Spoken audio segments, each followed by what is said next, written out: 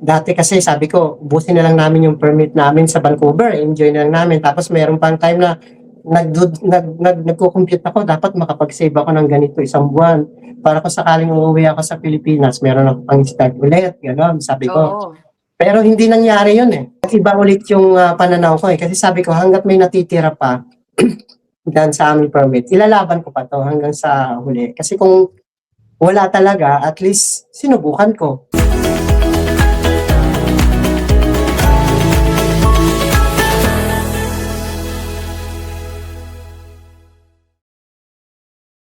Hey guys, you're in a nutshell with me, Ina. Nako, I know maraming makaka-relate sa kwento, sa mga pinagdaanan na nitong aking kakwentuhan for this episode. I know this guy from my very first job in media back in 2006-2007 in the Philippines. Editor ko po siya. Isa sa mga editor namin noon sa RPN9 kung saan ako nag-umpisa bilang reporter. Ngayon lang ulit kami sa totoo lang magkikita after so many years. Akalain mo, dito pa kami sa Canada, pareho nag-end up. At tulad ng marami sa inyo, he is on his journey in pursuit of the coveted PR. Okay, in this episode, ikukwento niya lahat ng kanyang mga pinagdaanan. Ang message niya sa ngayon, sabi niya, ang natutunan daw niya, kailangan lalo na sa panahon ngayon na pahigpit ng pahigpit, okay, ang mga streams, kailangan daw willing ka na to take risks. Okay? Kailangan wala ka na dong aksayin na panahon. Yan ang kanyang sinasabi. Welcome to In a Nutshell. Si Kuya Roy lang ay tatawag natin sa kanya. Okay? Hi, Kuya Roy! How are Hello, you? Lucina. Kamusta na mo? Long time no sa inyo. Oo, I don't know when. Kailan ba tayo huli nakita in person, Kuya Roy? Siguro last day ko nun sa RPN9, which was 2010? 2006 ako umalis sa RPN9. Nung time na yon, nagdumadalaw-dalaw pa ako sa newsroom. Para grabe, bisita kayo. no? Yeah. Oo, ay nako. O sige, si Kuya Roy, wait a minute, ay nasa bandang Saskatchewan sa ngayon, Pero guys, ang dami niya nang inikot na mga lugar dito sa Canada, assessing, looking at options. Before we go to that, sige, Kuya Roy, what brought you to Canada ba? Ano nangyari? Ba't ka napunta rin dito? Yes, Miss Ina. Naalala ko nung alis ko sa RPN9, di ba? Nag-corporate ako. Pwede bang bagitin yung pangalan? Nag-corporate ako. Yeah. Nag-work ako sa isang malaking airline sa Pilipinas, sa Philippine Airlines. So, yun, maganda yung naging trabaho ko doon eh. As in, as a airline photographer, naiikot ko yung buong mundo, buong Pilipinas. Tapos, naisip ko na para sa future ng anak ko, siyempre, yan. Sa future ng anak ko, na sabi ko, ako okay na eh. Kami ng misis ko, maganda rin yung work niya sa Makati.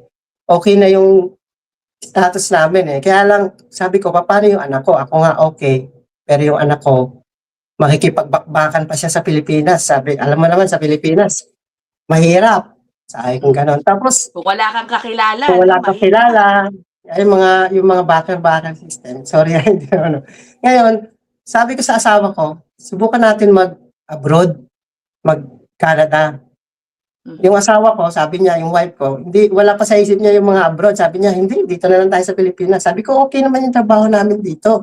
Sabi, okay naman yung trabaho natin dito, sabi ng wife ko. Kaya lang, sabi ko, para sa future ng bata, may nakikita kong bansang maganda. Ano yan? Sabi niya, punta tayo ng Canada. Ngayon, gagawin natin, mag-tour muna tayo.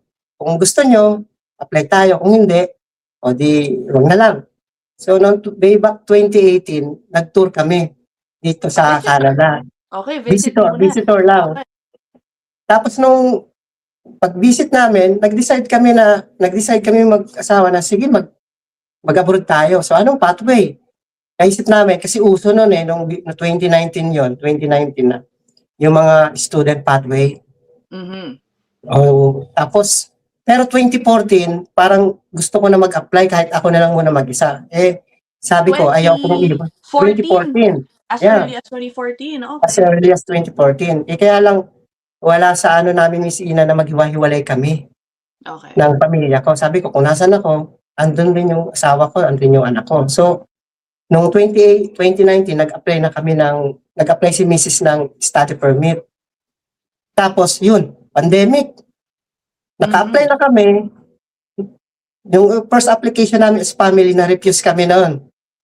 Okay. Oo, na-refuse kami noon. Sabi ko, sige, wag tayong susuko. Nag-apply ulit kami, pandemic time, 2020. Sa willing ni Lord, na-approve naman si Mrs. Siya lang muna nauna rito. So, LDR na kami noon for 6 months. Hanggang sa na-process yung papel namin, nakarating naman kami ng anak ko, 2021, sometime in October. Mhm. Yun, nandito na kami. Akala namin na okay na yun. Kasi ulang lapag namin sa Vancouver kaming pong family. Yun na yun na positive, madali nang makakuha ng PR kasi yung time na yun maluwag pa eh. Hindi natin alam yung mga pangyayari ngayon na darating yan, yung mga paghihigpit eh. Noong 2022, 23, ayan na, medyo umihigpit na, 24. Mas lalong ang dami ng mga restriction hanggang sa dumating na sa time na sabi na ako sa wife ko, sabi ko walang mangyayari lahat sa atin dito sa Vancouver. Kasi nakikita ko na yung mga paghihigpit na mga na inilalabas ng mga sa mga estudyante. Mhm.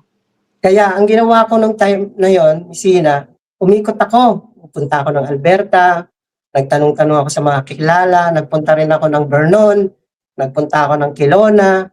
As in, pagpunta rin ako ng yung mga small town sa BC, yung mga Seattle, yung mga island na. Oo. Yeah. Tapos, wala talaga kasi parang pag napupuntahan mo, kailangan hanapin mo rin yung mga designated employer. Eh hindi ko rin naman, wala rin naman tayong makitang mga designated employer. Kaya Okay. sabi ko, dumating sa punto, sabi ko sa misis ko, sige, wala talaga kung hindi tayo makakakuha ng ng PR. Sabi ko sa misis ko, edi ubusin na lang natin yung permit natin. Enjoy na lang natin. Dumating ka na sa point na yun na parang mukhang mahirap na 'to, uwi na lang Baka tayo. mahirap Total na, oo. makabalik naman kayo sa dati ninyong Oo. ginagawa, buhay sa Pilipinas, gano'n. Buhay sa Pilipinas. Tapos, dumating na sa point na gano'n, yung decision namin, kapag graduate ng asawa ko, estudyante naman, international student rin yung anak ko. Mag-e-enter na sa international student. So, alam mo yun, yung parang hindi ka natapos ng mga, alam mo yung tuition fee ng mga international student, malaki. So, tapos pagkatapos ng asawa ko, yung anak ko naman. Sabi ko, pag na-approve yung anak ko, kahit siya na lang dito. Kahit siya na lang, oo.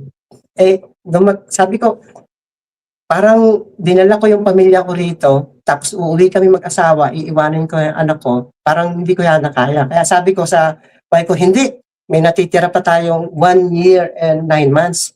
Sabi ko, iti-take risk ko na to, maghahanap talaga ako ng lugar. Kahit pa yan ay lugar na nagjo-joke nga ako dun sa yung kilala ko, yung mga kilala natin, mga PR na, kayo wala pa kasi naglipatan sila sometime in 2024 or 2023. Sabi ko, kahit nga sa Nunavut, Miss Ina, pupunta ako kahit sa lugar ng mga penguin para mapihan. Oo. Teka muna. Hindi ko alam So mag-international student na ba? Gano'n na ba ang edad ng anak mo ngayon, Kuya Roy? When is your child expected to go to college? Last year, in December, na-aprobahan siya ng international student. So, college siya ngayon. Oh, Yeah. wow! Nako, di binubuno ninyo yung kanyang tuition din. Yeah, binubuno na rin namin yung tuition ng anak ko, Miss Ina. Kaya, ayun, lumalaban pa rin kami kahit na alam namin na medyo mahirap na. Pero awa naman ng Diyos, Miss Ina, napoprovide naman na yung mga needs niya. Oo. Sa ngayon, kasi kasalukuyan po bale guys, napunta na nga ng Saskatchewan itong si Kuya Roy. And medyo nakakahinga na siya ng maluwag-luwag because he finally found a supportive employer. Pero sige, himayin muna natin yung mga pinagdaanan mo. You started in Vancouver. In Vancouver, nakwento mo sa akin, hindi ka naman naging jobless, no? You always had an employer. And in fact, parang mababait naman yung mga naging employer mo doon, supportive din, sabi mo. Pero ano ang nagdesisyon? Bakit parang naramdaman mo na hindi yata to uubra pa rin? Oh yeah. Yes, may sa Vancouver, magaganda yung mga nakukuha kong trabaho. May trabaho ako doon na naging supervisor ako. And then after that, ginawa akong manager ng isang construction. Kaya lang, yung time na gustong-gusto nila akong support para sa application ng PR, hindi naman yung mga trabaho na yon nasa priority list. So, siyempre, kung hindi ka sa priority list ng government, medyo may point system dyan medyo mahihirapan ka So, tapos sa age namin, medyo wala na kami makukuhang points. At the same time, yung pangalawa ko naman na sa construction firm, ginawa akong, hindi siya firm maliit lang sa construction, parang private lang. Ginawa niya akong construction na coordinator o manager pa. Nga lang, naging honest din siya sa akin. Sabi niya, wait, gusto kitang support. Kaya lang yung company hindi pasado mayroon sinasabi yung income ng company. So kailangan para ma-support ka, may 5 kang employer para ma-justify natin na talagang skilled yung work mo. Tapos skilled naman talaga yung work, tapos tataasan yung rate. Nakikita ko, sabi ko, mukhang delikado yata to, mauubos yung aming permit na hindi namin makukuha yung PR, yung aming goal na makakuha ng invitation. Kaya, nag-isip ako, sabi ko, ano kaya yung lugar na parang pinamadali? Base sa pag-research namin, sabi ko, baka pwede ako sa Saskatchewan. And then, nag-apply ako online. At sa kabutihang palad, hindi nakakuha ako ng pero hindi pa to yung sinasabi natin na magsusupport. Kahit anong work lang muna So sa rural part ng Saskatchewan, sabi ko, doon ako pupunta, doon sa mga sakahan, sa mga farm, para doon ako maghahanap. Kahit anong work muna, basta meron akong pang-support sa aking, alam mo yung Messina, syempre pagdating ka dito, wala kang trabaho, wala kang pang-support sa mga mo And then yung Messina, nakakuha naman ako ng work sa coffee shop. Okay. Sa coffee shop. Sinaga ko yun. Sabi ko, maghahanap ako talaga ng work na willing may pathway ng PR para makasupport sa akin. So habang nandun ako nagwo-work, yung pinagdaanan ko doon, Miss Ina, hindi ko kinikwento sa family ko. Ngayon ko na lang sasabihin dito. At alam na yung papasok ako ng alas 5 ng umaga, rural yun Alam mo naman, sa Saskatchewan, pag sinabing rural, gaano kataas ang yelo.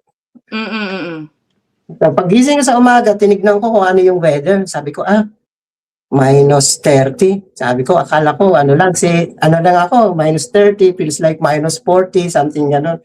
Di papasok na ako. Pagbukas ko ng pinto, gulat ako hanggang bintis.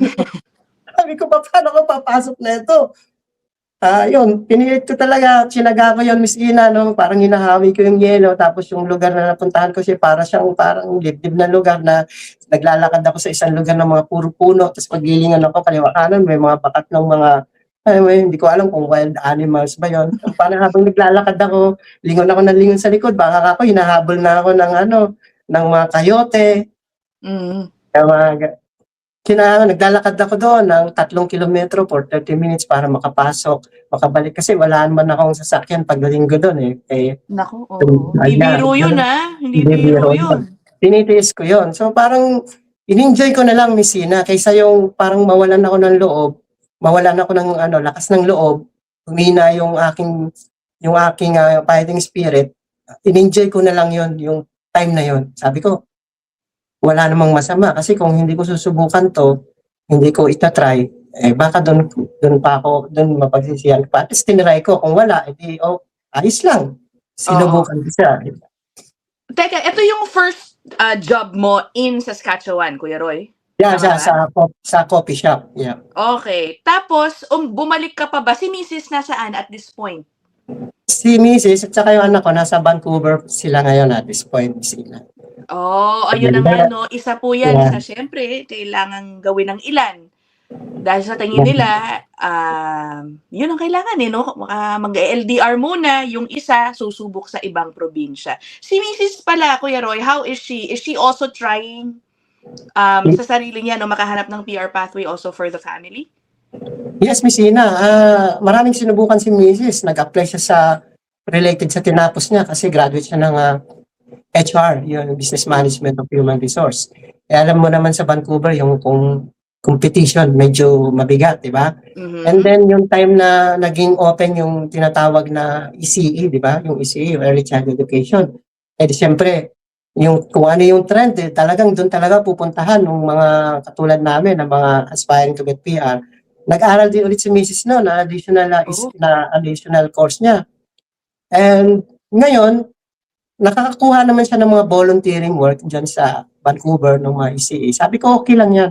Idagdag mo lang sa experience mo yan. Although kung yung mga nakukuha mo ng volunteer, hindi naman talaga siya makakatulong para makakuha natin ng PR, ay dagdag mo lang sa experience. Tapos pagka dumating sa punto na gagamitin mo na siya, whether dyan ba o dito, at least meron kang mapapakita na sa pagiging employer mo na meron kang experience sa pagiging ECE mo. Kasi yung HR medyo nahihirapan talaga sa Vancouver makakuha ng trabaho.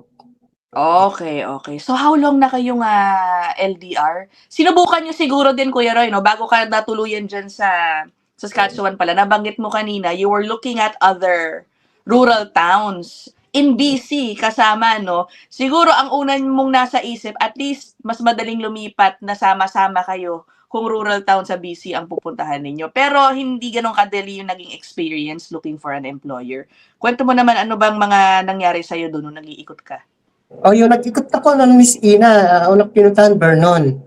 So Hmm. hanap ako ng mga poultry shop, hanap Mhm. ako ng mga more on yung sa mga agriculture. Wala eh, hindi siya ganun kadaling makahanap. Kahit na pumupunta ako doon, kinakausap ko mga employer, submit, ganun lang, submit mo lang yung mga application mo, hindi ka rin naman tatawagan kasi siguro yung experience ko hindi nag-a-align doon sa kailangan nila. Pumunta rin ako ng ah, Kelowna, pumunta rin ako ng Swaswoop, Invermere. Okay, yung Yo. mga napupuntahan ko, Invermere, hindi ko na nga kung ano yung mga lugar na yun. And then sa part naman ng Alberta, alam ko naman, may pumunta ako ng Airdrie, pumunta ako ng yan, ng Calgary, mayroon pa ako isang pumunta, yung isa bang nalimutan ko na, ibandang northern part ng Alberta, Oo. mapalapit na sa Manitoba. So, yung mga nakakausap ko doon medyo hindi rin masabi na dito wag dito dahil mahirap na rin. Kaya balik na naman ako ng Vancouver.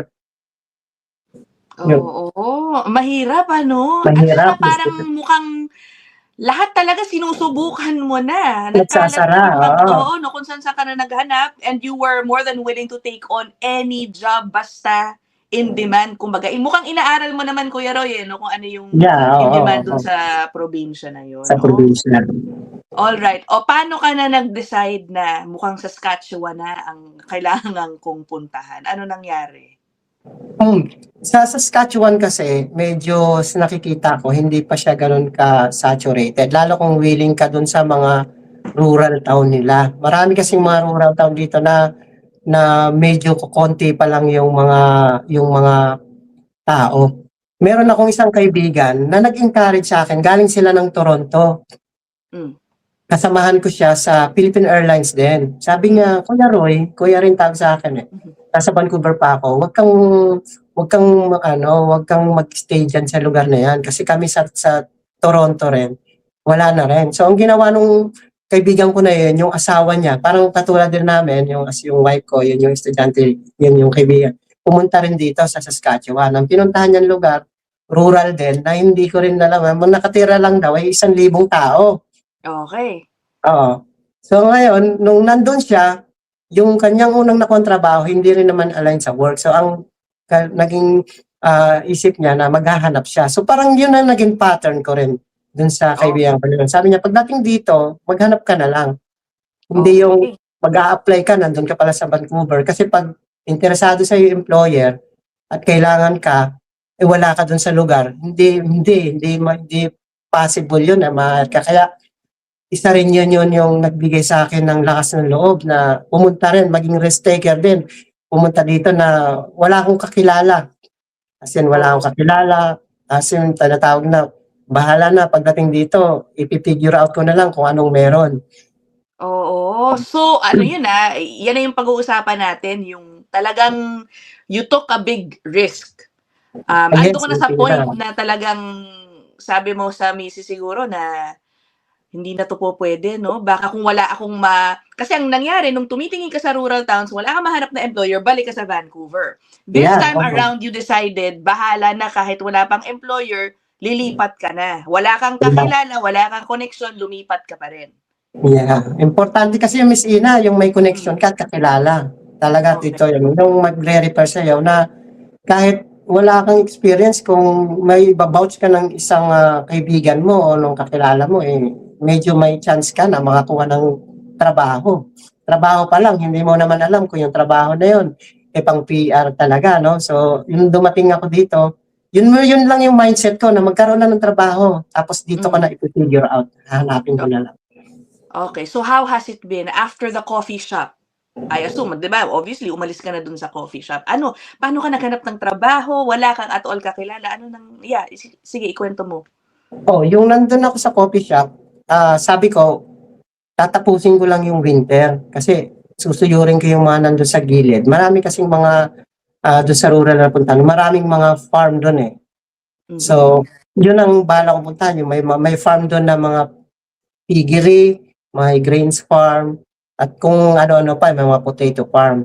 Eh, nung time na nandirito ako, nung time na sa coffee shop ako, may isang tawag na dumating sa akin. Oh, Yung isang okey. tawag na yon na kung hangga't sa kung gugustuhin ko daw na kung gaano kabilis ako makapunta dito sa isang part rin ng Saskatchewan, hindi ko muna sabihin no, Miss Ina. Kasi may nag-vouch na baka gusto mo tong work na to, gusto mo to para at least matulungan ka. Hindi naman sinabi na talagang, well, so talagang may ano eh, yung hindi naman binabouch ng tao na yun ng pero siyempre nakikita ko na pag-aralan ko na pwede siya.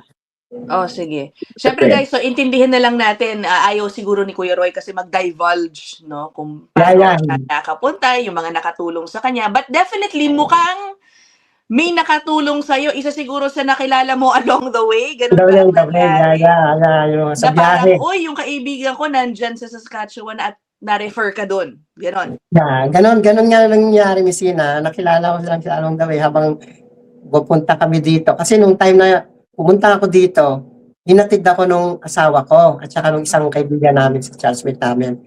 Say hi to Kaedna. Ay, okey. Hinatid kami. So yun, doon nag-connect.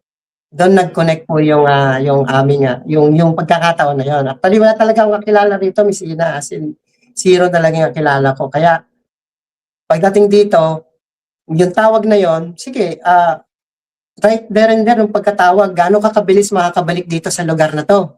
Dito sa Hmm. isang part ng Saskatchewan. Sabi ko, inisip ko kagad, bukas din. Eh, ang layo nung rural na pinagtatrabahuan ko para makadating dito sa isang lugar, almost 2 to 3 hours. Tapos, ano pa yun, kasagsagan ng winter storm. Okey, wow. Tapos Bumiyahe ka meron pa ng akong may isang, winter storm?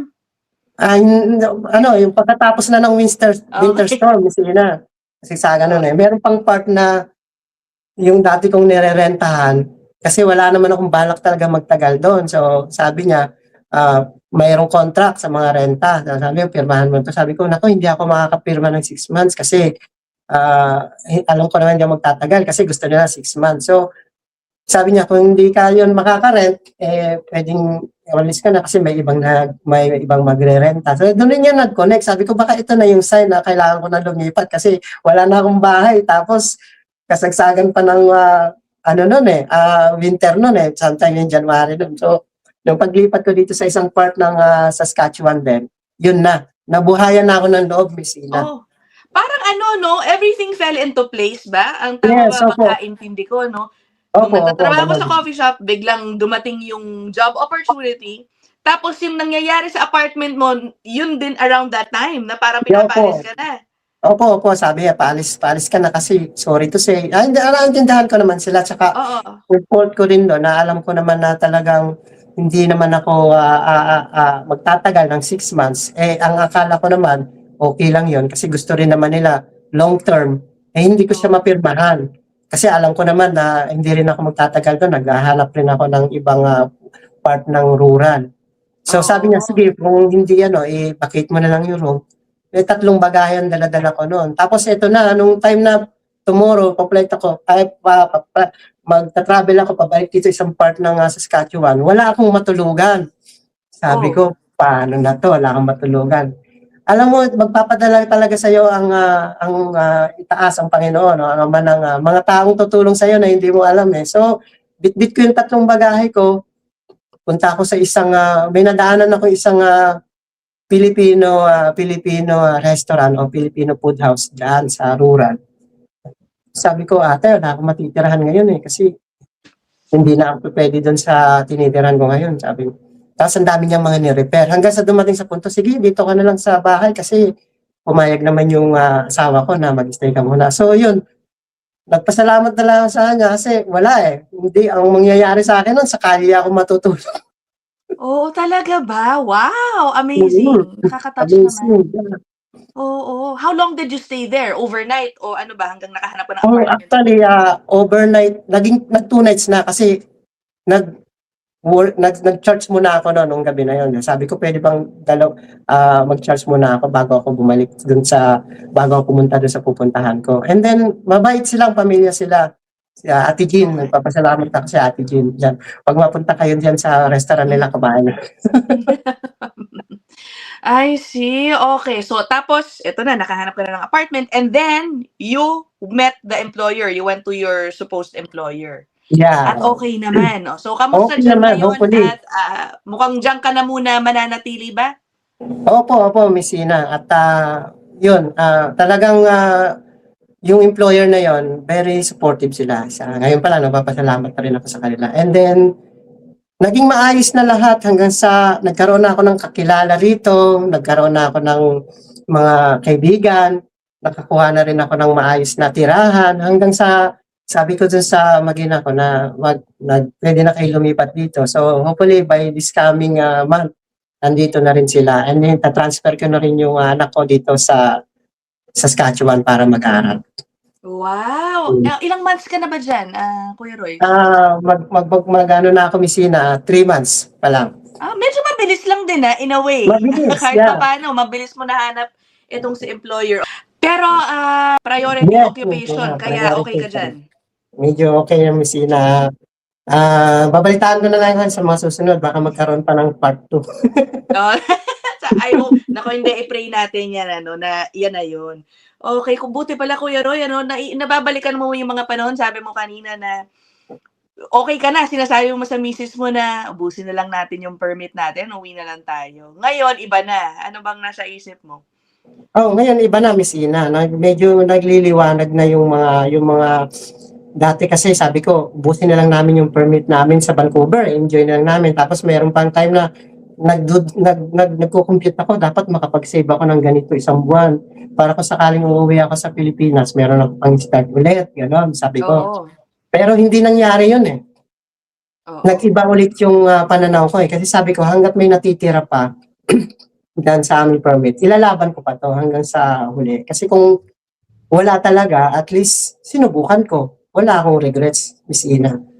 Oo. Tinry ko yung risk. So, ngayon, okay na. So, ngayon, gaya nung narikwento ko, nasanay, yung parang pag merong mga bagong rules, may bagong mga policies, lagi kami yung, may bagong policies. So, sige, mag-apply na tayo. Lagi kami yung parang pagsasara ng pinto, papasok pa kami sisingin. Ngayon, hindi na ganun eh. Kailangan, kung magagawa mo ngayon, gawin mo na, wag mo nang ipagpabukas pa. Kasi parang yung buhay natin dito, minsan na para tayong alam mo yung sa karera ng kabayo. Lagi kang mahinahabol, ano? Oo, yung sa karera ng kabayo. Yung kabayo nga, takbo yun. Wala naman silang isipan na manalo eh. Bakit sila tumatakbo ng mabilis? Kasi yung rider nila, pinapalo sila para bumilis yung takbo nila. Tayo kasi, yung buhay natin, parang karera rin yan eh. Tapos yung si God, ang rider ng buhay natin. Kaya kung nasasaktan ka or nahihirapan ka dun sa mga palo na yon, kasi gusto nang itaas na manalo ka. The more na mas marami kang pinagdadaanan na risk, the more na pagporsigihan mo na makuha mo yung goal mo, yung success na hinahangad mo. Yan. Amen. Naniniwala din Oo, ganun tayo. Oo. Sa ngayon 'no, ano ba, kamusta naman sa lahat ng pinagdaanan mo 'pag binabalikan mo 'no, yung, traveling after a big snowstorm, walking to work na napakataas ng snow, having to be separated from your family. Naiisip mo ba na alam mo, na worth it ito 'no, so far? Yes, Miss Sa Ina. nakikita mong pamumuhay din dito sa Canada 'no? Yes, Miss Ina, masasabi ko naman na worth it. At yung mga pinagdaanan ko is mai-share ko yun sa iba na kung dumating sa panahon na andito na, stable lang tayo na kamit na natin yung ating pangarap. Pag may mga darating na buhay na sa buhay natin ng mga tao, mai-share natin yun. No, wag silang panghinaan ng loob. Wag silang Oo. mawawalan ng pag-asa. Hanggang sa meron pang nakikitang katiting na pag-asa, itiwalang na natin si taas na makukuha mo yan. Ngayon, Hmm. kung talagang wala, kasi ako gano'n kung talagang wala, sinubukan ko naman lahat ng magagawa ko, okay lang, Oo. 'di ba? Walang regrets, okay lang, masaya naman kasi enjoyin mo lang kasi the more na iniisip mo mabigat yung mga bagay, the more na yan rin yung maghihila sa inyo, eh. Kaya sa mga tulad ko na mga lumalaban, i-enjoy nyo lang, wag kayong mawawalan ng pag-asa. Saka kung may time kayo ngayon, gawin nyo na ngayon, wag nyo nang ipagpabukas pa. Kasi Oo. kailangan mabilis tayo dito, Miss Ina. Alright. Naku, Kuya Roy, good luck sa'yo. Sana 'no, tuloy-tuloy na 'yan. Ipag-pray natin na Yes, Miss ito Ina. na Opo, yung salamat po.